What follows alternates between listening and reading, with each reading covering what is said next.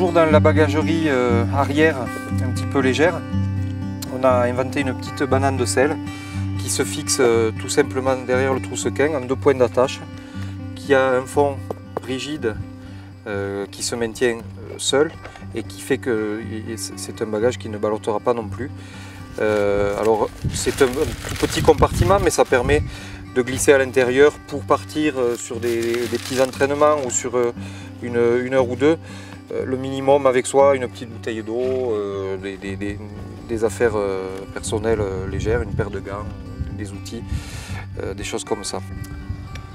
Donc là je vous présente la Giberne, qui est un petit bagage qu'on a imaginé et fait évoluer depuis une quinzaine d'années, qui, comme la banane, est avec un fond rigide, donc ce qui permet de se porter seul, entre guillemets. Donc elle vient se positionner derrière le troussequin sur le porte-bagages et une fois fixée va garder une rigidité, une stabilité vraiment intéressante.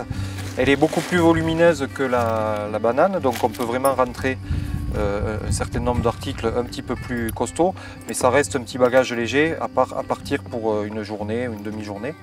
Donc rapidement je vous explique comment elle s'installe.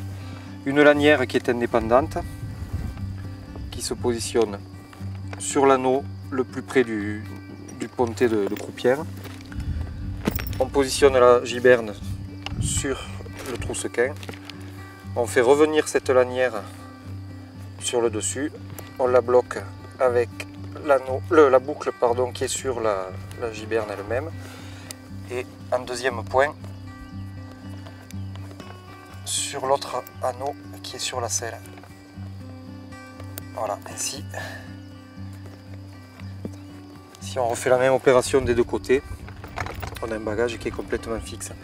On peut en plus, en petite astuce, utiliser cette lanière en la rallongeant pour venir fixer une veste ou un textile qui va pouvoir être enlevé facilement et rapidement en cas de besoin, une veste de pluie par exemple.